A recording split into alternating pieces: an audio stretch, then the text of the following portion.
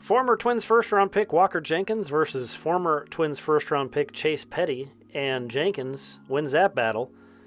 Home run, his first AAA home run for Walker Jenkins. Of course, Chase Petty was traded for Sonny Gray shortly after the Twins drafted him. We'll talk about that in just a little bit here. But Walker Jenkins, man, this guy's looking incredible in AAA. Got off to a slow start, but has really settled in so far early this month. Ben Ross, check this game situation out. Bottom of the ninth, 11-11 ball game.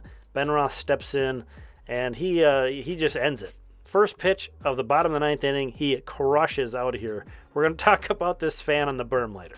I'm not just going to skip past that guy. But we got to give Ben Ross his flowers first. A walk-off home run for him in a big game. Huge game because Wichita's chasing Tulsa for a playoff spot. That's huge. But they also have a traveling trophy between these two teams, a propeller. You know, usually I've seen this like college football. I love that they do this. Wichita and Tulsa do this. It's been with Tulsa for a while, so Wichita winning it back's a big deal. I mean, look at the college vibes with the big flag and everything. Let these kids have some fun when they're in the minors. This is so cool. But again, I want to talk about this fan on the burp. Look at the ground he covers. I think he's like waiting at the bathroom or something. He brought his glove, waiting for his moment. And look, I thought he had it. I thought he had it. And he whiffs, but he's still hype about the game. Ben Ross ending the game, and he eats it. And I just want to call this out because this is your role as adults at sporting events. Okay, we've had some shady stuff going on at sporting events lately. Some guys stole a cap from a kid at a tennis game. Lady got all up in arms in Philly. I saw that one. This is what you're supposed to do. Make a fool out of yourself. Let the kids have fun. Look, there's a giant pile of kids that jumped on that one instead. So kudos to that guy doing his job. That was the fun part of this video. The rest of it's going to be a bit depressing. Just a heads up. Kaelen Culpepper got hit in the wrist/hand area. Let's see, not happy about it. Full count, pitch up and in, hits him. It looks like on the top of the hand. He did not continue in this game.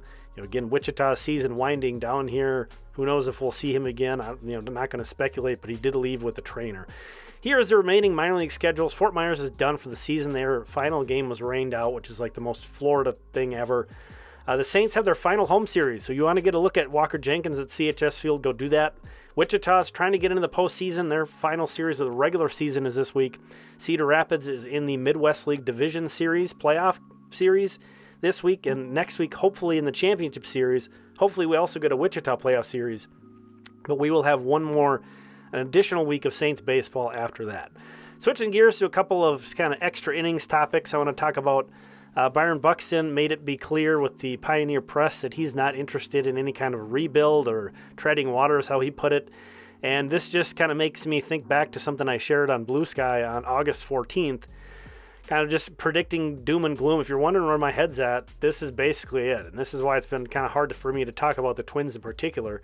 I predicted they're going to trade Joe Ryan, they're going to trade Pablo Lopez, and at that point, Buxton, who said he wouldn't waive his no-trade clause at the trade deadline this year, I imagine if it gets to that point, he will.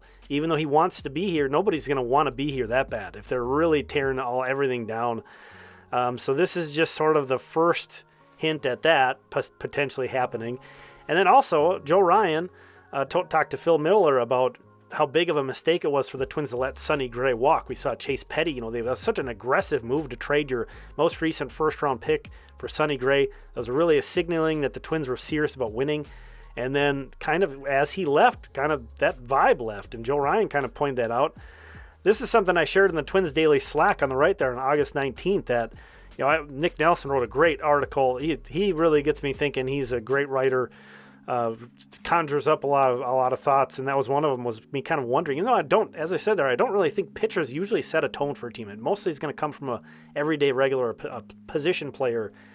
But it seems like there was something there, and now Joe Ryan, alluding to that as well, really seems to also state that. So that's kind of some things that have been on my mind in terms of the big club.